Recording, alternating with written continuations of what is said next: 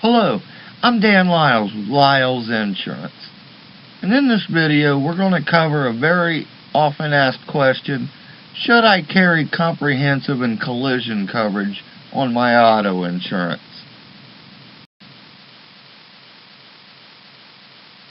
As you can see here, there are 5 major parts to an auto insurance policy, and comprehensive coverage and collision coverage kind of work hand in hand as the 4th and 5th parts.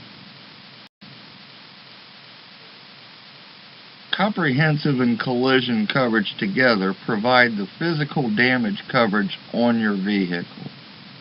Now, while these are both optional coverages, if you finance your vehicle, your bank's going to require you to carry both comprehensive and collision coverage until your loan is paid off. So now let's go over what comprehensive and collision actually covers. And the best way to understand it is to learn it backwards.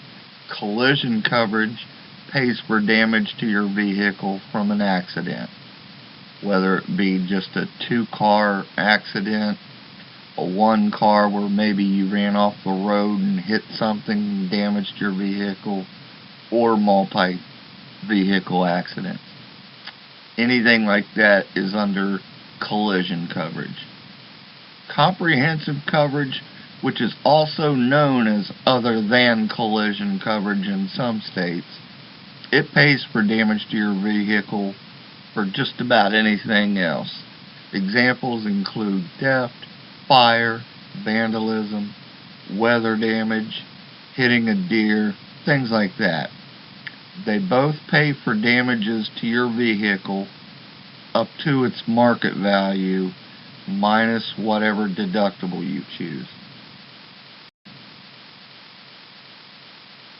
So now let's dive into the question: should I carry comprehensive and collision coverage?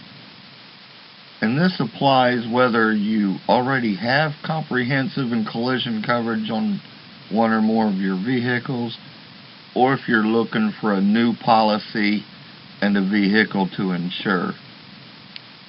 The main thing to remember is that the coverage amount offered on both comprehensive and collision coverage will slowly drop over time as your vehicle depreciates in value.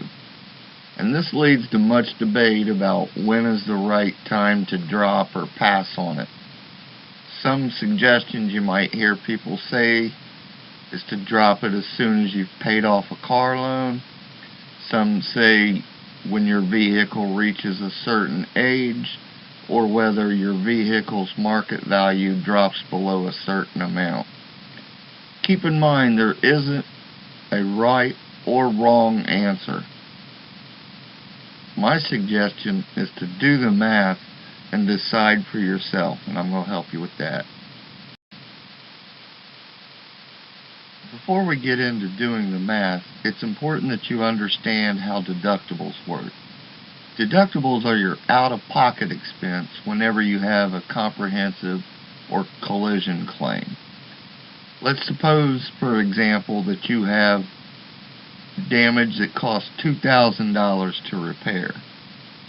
If you have a $250 deductible, a claim would pay out $1,750, $2,000 minus the $250.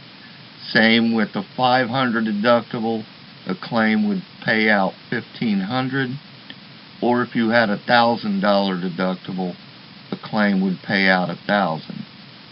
So deductibles have an inverse relationship with price. The higher the deductible, the lower the premium, but of course that also means more out-of-pocket money if you have a claim. And vice versa, the lower the deductible, the higher the premium.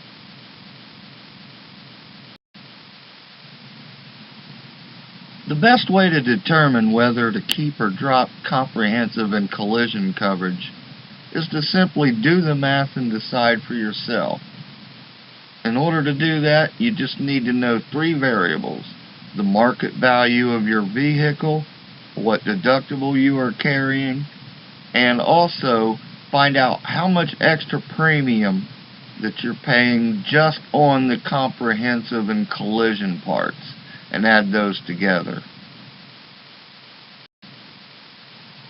So to do the math, you simply take the cost of premium for comprehensive coverage, add that to the cost of premium for collision coverage, and compare the total with the market value of your vehicle minus the deductible.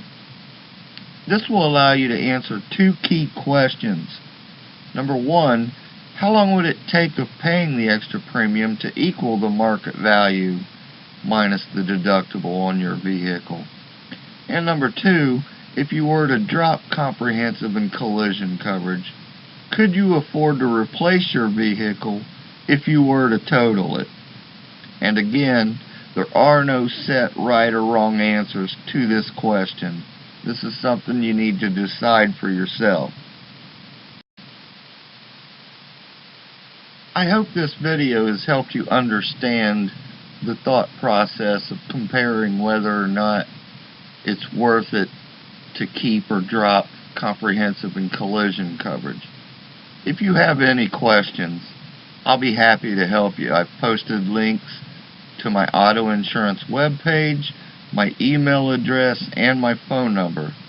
And if you would like for me to personally run you a quote and you live in Ohio, Indiana, Pennsylvania, Michigan, Virginia, or West Virginia, click on and fill out the quote link below, and I'll be happy to run you a quote and get back to you with prices.